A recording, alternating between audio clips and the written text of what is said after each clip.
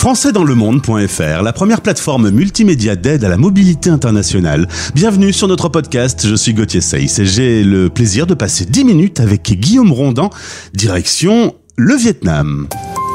10 minutes, le podcast des Français dans le monde. Françaisdanslemonde.fr.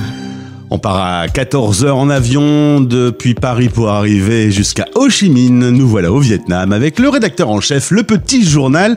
Il s'appelle Guillaume Rondan. Bonjour Guillaume. Salut Gauthier, un plaisir de discuter avec toi aujourd'hui sur le Vietnam. Je suis très content de faire le tour du monde des rédactions pour découvrir aujourd'hui ce pays émergent qui t'a passionné au point que dans une petite balade en Asie, tu as fini par y poser tes valises, ce qui était plutôt bon signe. Si tu veux bien, on commence par le début. Tu es originaire de Toulouse, tu fais tes études en France et d'ailleurs tu vas réaliser un premier stage assez passionnant avec un coup de cœur, si les informations sont bonnes, à Hong Kong quand tu es tout jeune. Voilà, à 23 ans, en fin d'école d'ingénieur, je pars sur Hong Kong, donc première expérience de l'Asie. Et c'est vrai qu'après ce stage-là, je me suis dit un jour, j'essaierai d'y remettre les pieds. Tu pensais partir et continuer à travailler tout en découvrant le monde? C'était l'idée première? Voilà, c'est ça, j'avais quelques clients en France et donc j'ai justement profité d'une certaine manière de la différence de niveau de vie qu'on peut avoir en Asie. Et donc je suis venu comme ça pendant près d'un an faire plusieurs pays, le Cambodge, le Laos, la Thaïlande, bien entendu toutes ces destinations exotiques. Et puis finalement un petit coup de cœur que j'ai eu à Ho Chi Minh Ville et j'ai décidé de m'y installer. Alors comment on sent qu'il y a un coup de cœur dans une ville? Quand tu t'y promènes, tu te dis je pense qu'en fait je vais m'arrêter ici. Comment on prend cette décision? Ouais, je pense que c'est très personnel. Alors moi, je suis originaire d'une petite ville en France. T'as dit de région toulousaine, mais c'est vrai que ma ville s'appelle la Salvetat-Saint-Gilles, donc il y a très peu de personnes, je pense, qui vont connaître. Et c'est vrai que d'arriver dans une mégalopole de près de 10 millions d'habitants, c'est différent. En fait, t'as énormément de choses à faire, que ça soit d'un point de vue lifestyle, donc tu peux typiquement se trouver n'importe quoi à faire à n'importe quelle heure de la journée ou de la nuit. Une nourriture pareil abondante, très variée, très riche.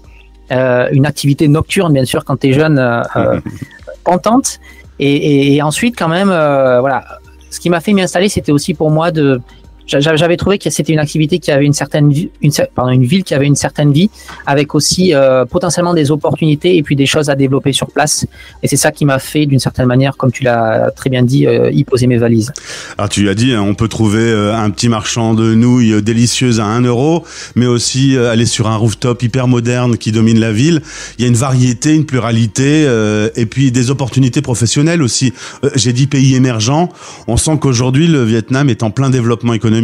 Voilà, c'est ça. Je pense que là, depuis l'après-Covid, le Vietnam, d'une certaine manière, renaît de ses cendres. C'est vrai que la période Covid a été assez compliquée pour le pays. Le pays a littéralement fermé ses frontières pendant 2 ans. Donc, on imagine une activité un petit peu qui se déroule sur l'activité domestique, quoi. Donc, le marché domestique. Et puis là, depuis le Covid, on reconnaît un Vietnam qui bouge, qui vibre, avec une scène notamment, voilà. Beaucoup de gens qui viennent pour entreprendre, beaucoup de sociétés qui se créent, et puis un pays qui, année après année, de toute façon, s'ouvre sur le monde avec pas mal d'opportunités pour soit des entrepreneurs ou soit des personnes qui souhaitent venir pour y travailler. D'ailleurs, le gouvernement a assoupli les visas depuis le Covid pour refaire venir du touriste ou du chef d'entreprise. Alors c'est ça, le visa a été après Covid d'une période d'1 mois, donc c'est vrai que c'était un petit peu court, il fallait venir 1 mois et sortir des frontières. Et là, pour des Français, on peut y séjourner pendant 3 mois. Et ensuite, il suffit de faire un petit saut de plus en Thaïlande ou au Cambodge et puis avoir à nouveau 3 mois supplémentaires. Et puis pour les personnes qui souhaitent s'y installer sur la durée, en général, quand on trouve un emploi, on a derrière ce qu'on appelle le work permit, donc le contrat de travail qui donne droit à des cartes de résidence. Donc voilà, c'est quelque chose que les expatriés en général ont et ça permet de rester plusieurs années sur le sol vietnamien. Mais Guillaume, tu m'as quand même dit que attention aux lourdeurs administratives dans le pays, chaque démarche est un petit peu compliquée. Voilà, quand il s'agit d'ouvrir un compte bancaire, de justement essayer de faire les papiers pour avoir ce contrat de travail, il faut en général passer par des agences, c'est assez lourd administrativement parlant. Donc les avocats, les agents de visa, toutes ces tierces personnes d'une certaine manière sont une aide sur place pour aider administrativement parlant et puis faire en sorte que ça soit un petit peu moins compliqué quand on est nouveau sur le marché. Alors tu as aussi signalé que quand on est français au Vietnam, faut pas forcément rester toujours entre français et entre expats. Faut s'ouvrir un peu. Toi, par exemple, t'allais pas mal dans des réseaux, dans des soirées de coworking avec des entrepreneurs, des freelances, se mélanger avec la population locale. Voilà, il faut s'impliquer dans la vie vietnamienne. Oui, tu le dis bien. En fait, au Vietnam, on a d'une certaine manière la population locale qui va tout de suite avoir un deuxième boulot. Il y en a plein qui ont 2 boulots ou alors qui, en parallèle de leur activité, vont le soir travailler dans des cafés, faire, je sais pas, du freelancing, donc proposer des services pour des clients. Et c'est vrai que t'as tout ce réseau local vietnamien, mais pas que, aussi des touristes de passage ou alors des expats qui ont des activités sur Internet, et donc tous ces gens-là, on peut les rencontrer au travers d'événements, networking. Je pense beaucoup à des espaces de coworking qui organisent le soir après les séances de boulot des meet-up, donc des rencontres. Et c'est vrai que c'est un peu tout ça que j'ai fait durant mes premières années pour se faire un réseau et puis sortir et essayer d'ouvrir un petit peu ses œillères et ne pas forcément ne rester qu'entre Français. Tu le rappelles bien, Gauthier. Et alors, on a quand même une histoire qui est parfois un peu compliquée avec le Vietnam. Pour autant, lorsque tu rencontres un Vietnamien, il aime plutôt bien les Français. Notre image est plutôt bonne aujourd'hui, hein. Tu te prends pas le café brûlant en pleine tête. Exactement. Déjà ici le café de base il est froid, tu sais, c'est le café soda, donc le café par défaut, si tu demandes pas, ils vont te mettre des glaçons dedans. Ah d'accord. Mais sinon voilà, mais sinon pour revenir sur ce café en pleine phase, voilà, on a plutôt bonne presse au Vietnam. Je pense que les tumultueuses années qu'a eu la France maintenant avec la nouvelle génération, c'est de l'histoire ancienne, et c'est vrai que cette nouvelle génération de base et souhaite aller de l'avant. Et puis c'est pour ça qu'année après année, on sent un certain optimisme et on sent les gens qui sont curieux, ouverts et qui souhaitent que le pays continue de se développer et de s'améliorer. Et donc bien entendu, en tant que Français, il y en a beaucoup qui font de la restauration, qui sont dans l'hôtellerie, qui ont des marques, je sais pas, de vêtements. Et donc tout ça permet d'une certaine manière d'entretenir cette aura à la française au Vietnam. Donc d'un point de vue local, on a plutôt bonne réputation, oui. On va maintenant s'intéresser au partenariat entre françaisdanslemonde.fr et Le Petit Journal. Tu es toi le rédacteur en chef des 2 éditions que l'on peut trouver au Vietnam, à Ho Chi Minh. Depuis 8 ans, l'édition existe, et depuis 1 an à Hanoï. Toi, tu as été contributeur au début. Ensuite, le hasard des choses a fait que le précédent rédacteur en chef a dû rentrer en France et tu as pris le relais. Un poste de chef d'orchestre, tu me dis. Voilà, c'est ça. En fait, en local, on a sur place des pigistes, donc des personnes qui vont donc nous produire des articles, rédiger des articles. On a des contributeurs occasionnels qui partagent aussi leur vision du Vietnam.